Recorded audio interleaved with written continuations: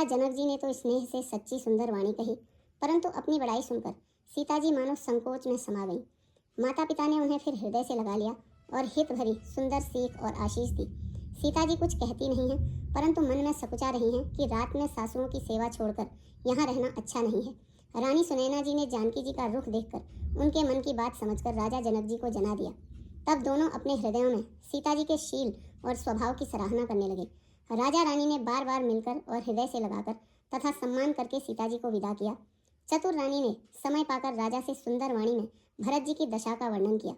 सोने में सुगंध और समुद्र से निकली हुई सुधा में चंद्रमा के सार अमृत के समान भरत जी का व्यवहार सुनकर राजा ने प्रेम विह्वल होकर अपने प्रेमाश्रुओं के जल से भरे नेत्रों को मूंद लिया। वे भरत जी के प्रेम में मानो ध्यानस्थ हो गए। वे शरीर से पुलकित हो गए और मन में आनंदित होकर भरत जी के सुंदर यश की सराहना करने लगे। वे बोले, हे सुमुखी, हे सुनैनी, सावधान होकर सुनो। भरत जी की कथा संसार के बंधन से छुड़ाने वाली है।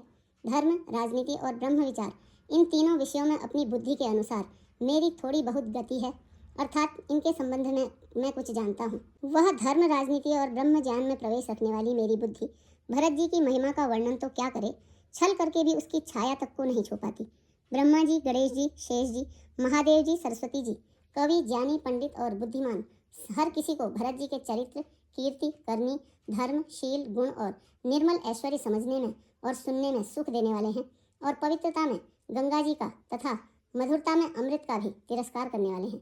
भरत जी असीम गुण संपन्न और उपमा रहित पुरुष हैं। भरत जी के समान बस भरत जी ही हैं, ऐसा जानो। सुमेरु पर्वत को क्या शेर के बराबर कह सकते हैं, इसलिए उन्हें किसी पुरुष के साथ उपमा देने में कवि समाज की बुद्धि भी सकुचा गई। हे श्रेष्ठ वर्ण वाली, भरत जी की महिमा का वर्णन करना सभी के लिए वैसे ही अगम है जैसे जल रहित पृथ्वी पर मछली का चलना। हे रानी, सुनो, भरत जी की अपरिमित महिमा को एक श्री रामचंद्र जी ही जानते हैं, किंतु वे भी उसका वर्णन नहीं कर सकते। इस प्रकार प्रेम पूर्वक और भरत जी के प्रभाव का वर्णन करके फिर पत्नी के मन की रुचि जानकर राजा ने कहा, लक्ष्मण जी लौट जाएं और भरत जी वन को जाएं, इसमें सभी का भला है और यही सबके मन में है। परंतु हे देवी, भरत जी और श्री रामचंद्र जी का प्रेम और एक दूसरे पर विश्वास बुद्धि और विचार की सीमा में नहीं आ सकता। यद्यपि श्री रामचंद्र जी समता की सीमा है, तथापि भरत जी प्रेम और ममता की सीमा है। श्री रामचंद्र जी के प्रति अनन्य प्रेम को छोड़कर भरत जी ने समस्त परमार्थ, स्वार्थ और सुखों की ओर स्वप्न में भी मन से भी नहीं ताका है। श्री राम जी के चरणों का प्रेम ही उनका साधन है और वही सिद्धि है।